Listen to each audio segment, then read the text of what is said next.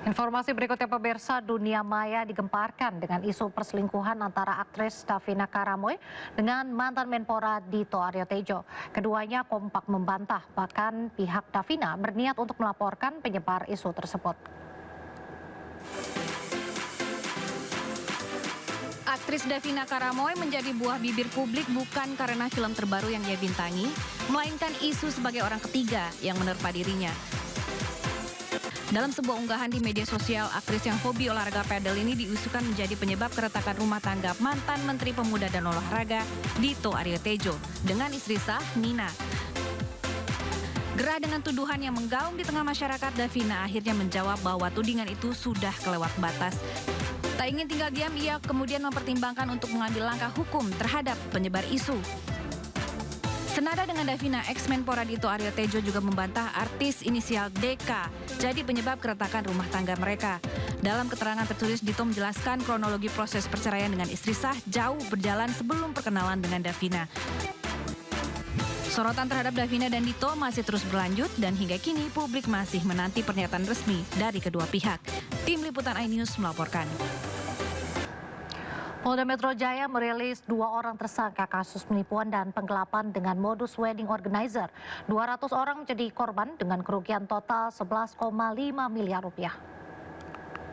Tidak melaksanakan kewajibannya, itu bisa hukum kita proses. Itu saya kurang tahu. Lebih jelasnya apa itu saya kurang tahu. Oke, kita fokus ke uang. Uangnya gimana?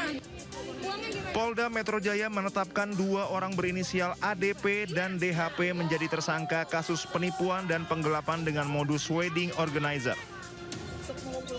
Keduanya ditangkap setelah banyaknya laporan dari korban yang merasa ditipu oleh jasa pesta pernikahan Ayu Puspita Wedding Organizer. Ratusan orang menjadi korban dengan kerugian total sebesar 11,5 miliar rupiah. Kedua tersangka melakukan modus penipuan dengan iming-iming paket pernikahan murah dan fasilitas liburan menarik kepada para calon pasangan pengantin. Sementara menurut pengakuan tersangka, uang hasil penggelapan dan penipuan tersebut mereka gunakan untuk kebutuhan pribadi. Di mana saudara APD sudah melakukan penipuan dan penggelapan terhadap para korban dengan modus operandi menawarkan jasa penyelenggaraan pernikahan. Dari kegiatan tersebut yang bersangkutan saudara APD memperoleh keuntungan dan menggunakan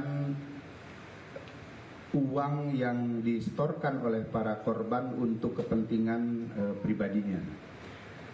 Dari alat bukti yang kami peroleh dalam proses penyelidikan dan penyidikan tersebut, saat ini kami sudah menetapkan 2 orang tersangka, yaitu saudari APD dan saudara DHP. Dari fakta hukum yang kami peroleh tersebut terhadap kedua orang tersangka ini sudah kami tahan di rumah tahanan Polda Metro Jaya. Akibat perbuatannya, tersangka terancam dengan hukuman 4 tahun penjara. Polisi juga masih terus mendalami kasus ini dan melakukan pemeriksaan terhadap seluruh aset tersangka. Dari Jakarta, Muharlin Jaka Samsa, iNews melaporkan. Media sosial dihebohkan dengan pedagang mie babi di kawasan Cibadak, Kota Bandung, Jawa Barat yang tak pernah sepi pembeli. Namun yang menjadi sorotan, pedagang mie memakai peci tidak mencantumkan logo non-halal.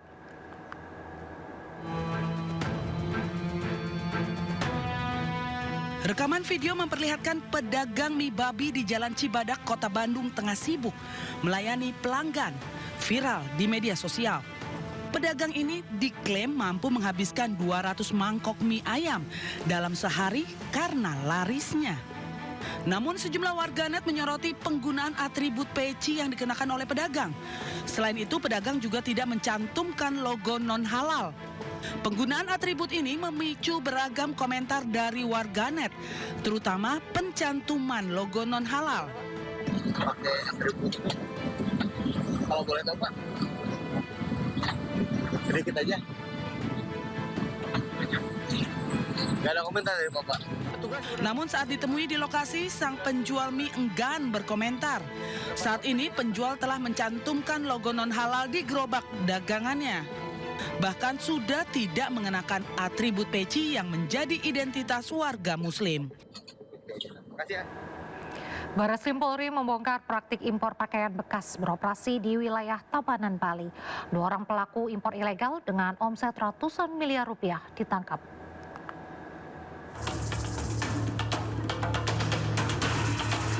Direktorat Tindak Pidana Ekonomi dan Khusus Barreskrim Polri merilis penangkapan 2 importir pakaian bekas beromset ratusan miliar rupiah di Bali. Kedua tersangka, Zulkifli dan Samsul, mendatangkan pakaian bekas dari Korea Selatan dengan jalur perdagangan ilegal dan beroperasi sejak 2021 lalu dengan omset penjualan selama 4 tahun mencapai lebih dari 600 miliar rupiah.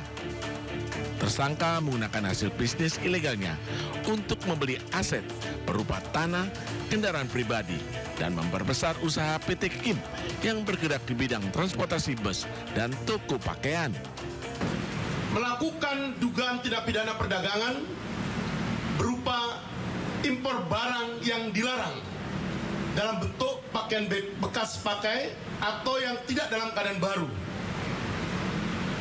Dalam kurun waktu 2021 sampai dengan tahun 2025. Dengan cara melakukan pemesanan barang ke 2 orang warga negara asing, dalam hal ini warga negara Korea Selatan. Polisi mengamankan sejumlah barang bukti hasil kejahatan berupa ratusan bal pakaian bekas, kendaraan pribadi milik tersangka, 7 unit bus hasil pencucian uang, serta aset milik kedua pelaku senilai 22 miliar rupiah. Kedua tersangka dijerat pasal berlapis tentang perdagangan dan TPPU dengan ancaman hukuman maksimal 20 tahun penjara. Dari Denpasar, Bali, Indira Ari, iNews melaporkan. Kita beralih ke informasi lain, pemirsa. Mantan Menteri Agama Yakut Khalil Qomas kembali memenuhi panggilan KPK terkait kasus dugaan korupsi penentuan kuota dan penyelenggaraan ibadah haji tahun 2023-2024. Yakut tiba di Gedung Merah Putih KPK Jakarta sekitar pukul 11.45 siang. Namun Yakut enggan berkomentar banyak terkait pemeriksaannya hari ini. Ini merupakan kali kedua Yakut diperiksa oleh KPK. Sebelumnya Yakut juga pernah diperiksa dalam perkara yang sama pada 1 September 2025.